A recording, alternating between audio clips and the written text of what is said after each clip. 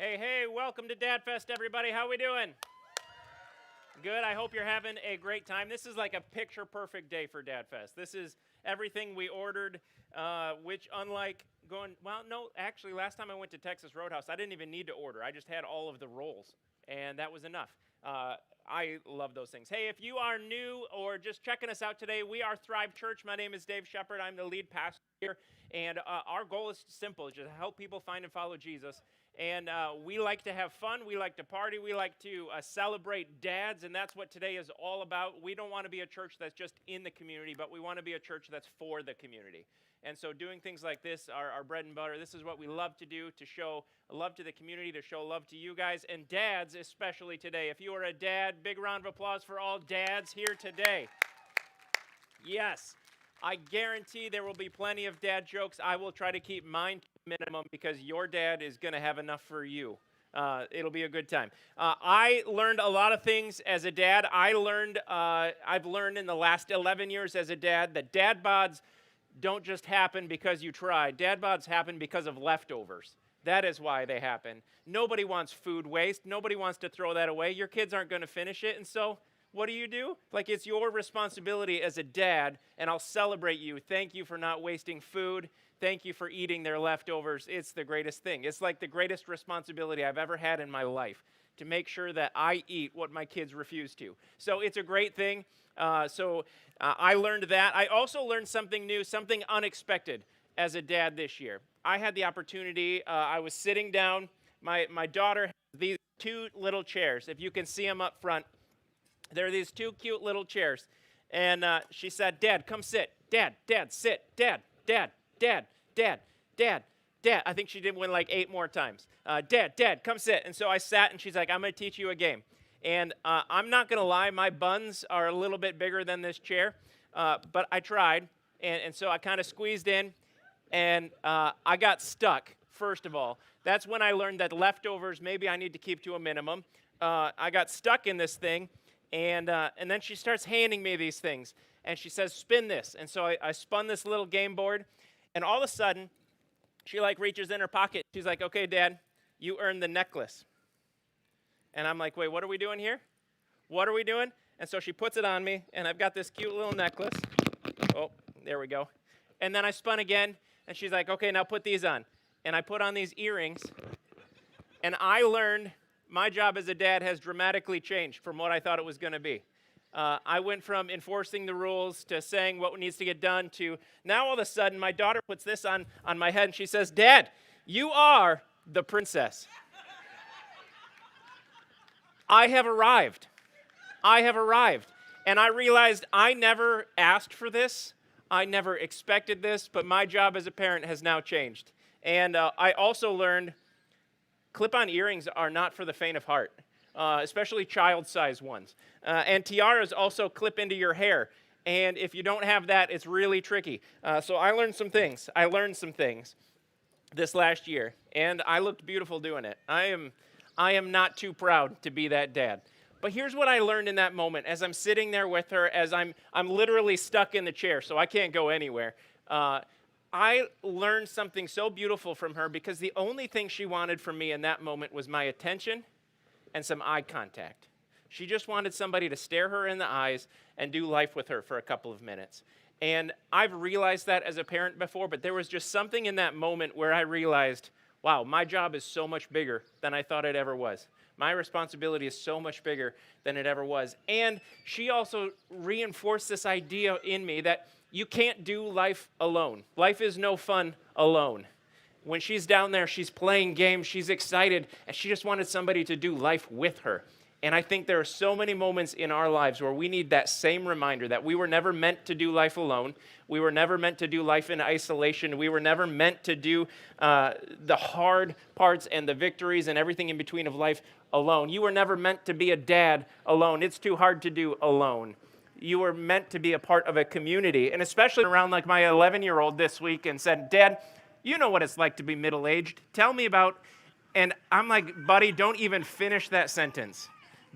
What do you mean middle-aged? He's like, anyone between 25 and 40. What? Like, buddy, you may never get to live to be middle-aged if you say lines like that. You know, I never expected lines like that as a parent. It's too hard to do alone. Life is too hard to do alone. And I want to share some things with you today. If you are a follower of Jesus, these are ideas that he gives us and says, go, run, do this. If you're here and you're thinking, I am not a Jesus follower, I'm just here for a fun event, welcome. We're glad that you're here. These are good tips and good advice for you no matter where you're at in life. But if you are a follower of Jesus, this is something that should not be taken lightly, something that we've got to lean into. Because Jesus himself says this in Matthew 11. He says, are you tired, worn out, burned out on religion? Come to me. Learn the rhythms of grace. Keep company with me, and you'll learn how to live freely and lightly. Keep company with me, he says. Keep company. There's this idea in company that you're not alone. You're not doing life alone. You're not even trying to, because you're a part of company. When I think of company, my mind goes back to my childhood when my parents took us to go visit my grandparents. And every time we would go to the door, my grandma would say, Louie, we've got company. And it's a phrase you don't use very often anymore. We don't say you've got company. People are here. Like, Tim's here. Go get the door. Or, we've become far more casual. And also the name Louie doesn't really exist much anymore. But her name's Fanchen, so that's even more rare. That's a good one. But Louie, we've got company. And I would always hear that and remember, okay, so there's something here. Like, I'm being a part of something. And I loved going to hang out with my grandparents. And we were a part of doing some life together, that idea of being in company. And then as we would leave, this was my favorite. She would always say, come again, which is beautiful. Until she comes to visit your house, and as she's leaving your house, she says, come again, and you realize it's just a broken record, but she loved it. She loves hanging out with people. She loved that company, and I loved having that company as well. But to keep company with somebody means that you're doing life together.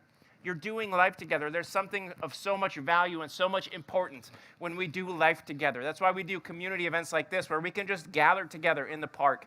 We can gather together to celebrate dads. We can celebrate what God is doing in our lives. We can celebrate what he's doing in this community and do it together.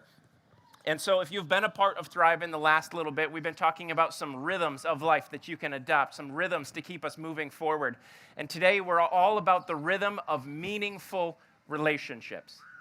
Learning the rhythm of meaningful relationships. It's more than just having friendships. It's more than just acquaintances. Meaningful relationships means you're giving something, you're contributing something, you're actively engaged, you're getting down on their level and spending time locking eyes. You're walking through life with them. We're doing meaningful contributions into each other's lives. We're adding value to them.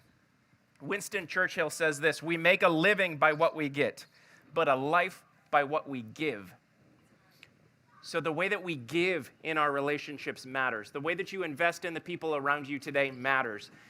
The way that you invest in the community who live around you and the people you work with, the people you go to church with, the people that you spend time with, your family, it all matters as we invest in those meaningful relationships. And so here is my quick challenge for dads today.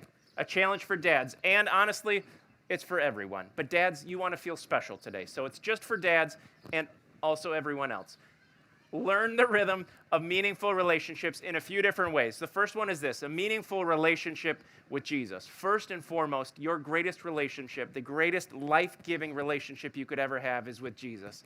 In Matthew, Jesus is asked, what is the most important thing? And he says to love the Lord your God with all your heart, your soul, and your strength. Love God with everything that you have. Be in that relationship with Jesus. He came to do life with us, to free us, to offer that free and light life that he talks about. That idea that you can not have to do life alone, but you can do life with Jesus. He can give you that strength every day. He can walk with you. He can encourage you. He came to be on our level to do life with us and to have relationship with us. So if you are a dad or not a dad here, invest in your relationship with Jesus first, because everything that you do will flow out of that. Every bit of your life will flow out of that relationship. Secondly, invest in your family. Invest in your family. Invest in your relationship with Jesus. Invest in your relationship with your family. There's a couple verses I could share. Paul talks about the importance of husbands loving your wives and wives respecting your husbands, that there needs to be this mutual relationship where you're giving life to each other, you're speaking life into each other. And in Proverbs it says, teach your children the way they should go, and when they're older they will not depart from it. It's this idea of investing values into your kids. Dads, spend time with your kids. Invest values into them. Teach them what matters most. Teach them about your relationship with Jesus. Teach them how to respect the people around them. Teach them how to do life. And for goodness sake, I am guilty. Dads, put your phone down every once in a while. Look your kids in the eyes. Do life with them. Get down on their level. Invest in their relationship. Wordle is going to be there later in the day too. It's okay. You can come back to it. But invest in your kids. Spend time with them.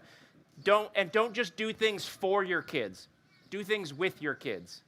Do things with your kids. Dads, spend time with your kids. Invest in them. Look in their eyes. Develop a meaningful relationship with Jesus. Develop a meaningful relationship with your family. And lastly, develop meaningful relationships with your community, with the people around you. If you're part of a faith community, if Thrive Church is your home, invest in that community. If you're not part of the Thrive community, but you are a part of the Central Michigan community or whatever home community you're from, invest in your community. Spend time with them. Hebrews says, let us consider how we may spur one another on toward love and good deeds, not giving up meeting together, but encouraging each other. Don't give up on each other. Encourage each other. And what I love about that is it says, let us consider how, which means we don't naturally know how. We need reminders. We need help. We need each other to invest in. We need ideas. We need to consider how we can help each other. So here's some ideas. Learn each other's stories. Ask their story. You'll find it's a lot harder to judge people. It's a lot harder to look down on people if you learn their stories and you learn what their life is all about.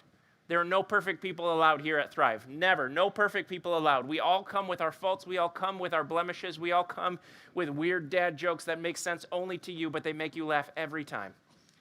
But the way we invest in each other by learning each other's stories, getting down on each other's levels, there's no perfect people, no perfect dads allowed. Spend time in those relationships. Time matters in your relationships. Invest time into your relationships and spend time beyond yourself. This week, we've got new neighbors who moved in across the street, and I did something that I was taught never to do. A stranger came up and talked to me. I talked back. It's okay. It's okay. And we talked, and I got to know who he was just a little bit, and he says, hey, we just moved in.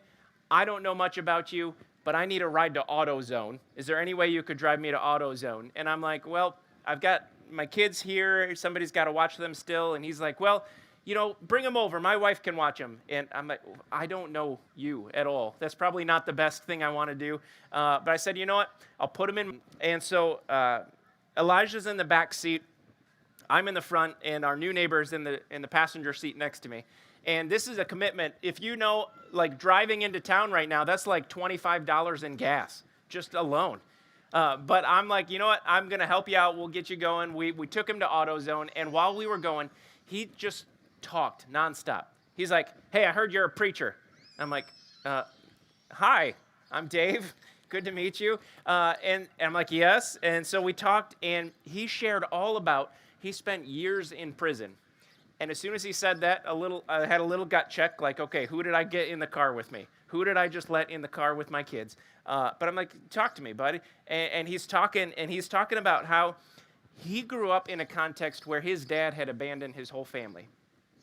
He just walked away. And so he grew up with a foster family. He grew up in an adopted home after that, broken, dysfunctional background. And he grew up and he made some poor choices. He said, I made poor choices in life. I'll own that. I made mistakes. I ended up in prison for him. But while I was in prison, I realized that faith that I grew up with could actually come in handy. And he's like, and I had it in my back pocket and I'd ignored it for years.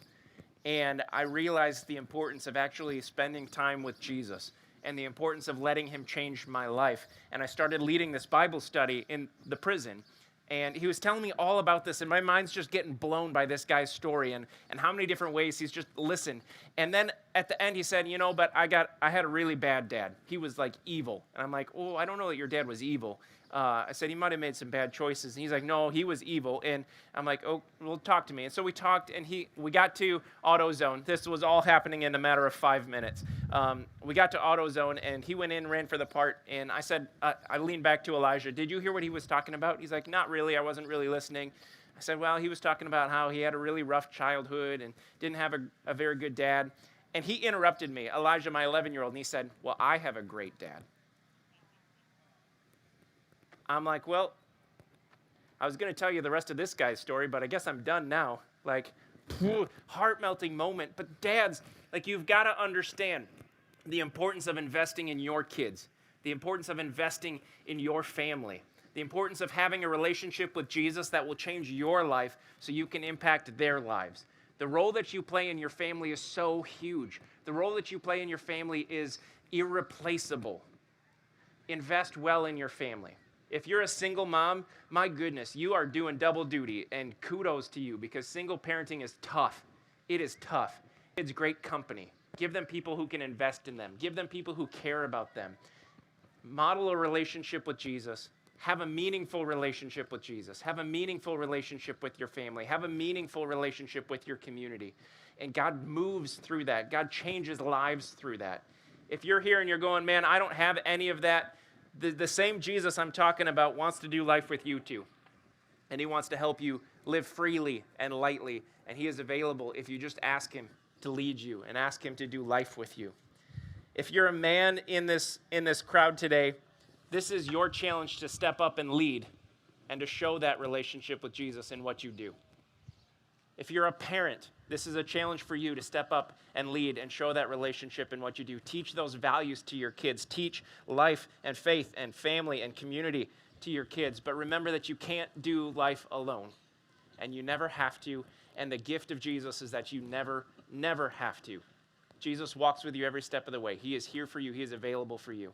But let's love each other well. That's the whole point of today. That's the whole point of Dad Fest, is to love each other, to love this community, and to serve and care for each other. So that's our challenge this Father's Day. That's our challenge as we do Dad Fest. I want to pray a blessing over all of you, and then we'll have time for you to go play with your kids. Go invest in your family. Go invest and meet some people around you and put the words into practice right now of how to develop meaningful relationships. So let me pray over all of us. God, thank you for today. Thank you for the gift of Jesus that allows us to live freely and lightly. Thank you that we get to keep company with you. And God, I pray that as we do that, you would show love to us, that you would give life back to us. I pray that you would help us to invest well in our community around us, that we would care for people like no one else. God, I pray that you would challenge us to spend great, meaningful time with our family, that we would love our kids well, we would love our parents well, we would love our spouse well. And I pray that as we grow in our relationship with you, that you would keep speaking and breathing new and fresh life into us, that we can love this community with everything that we've got by the power that you give us. God, we ask your blessing in Jesus' name. Amen. Amen.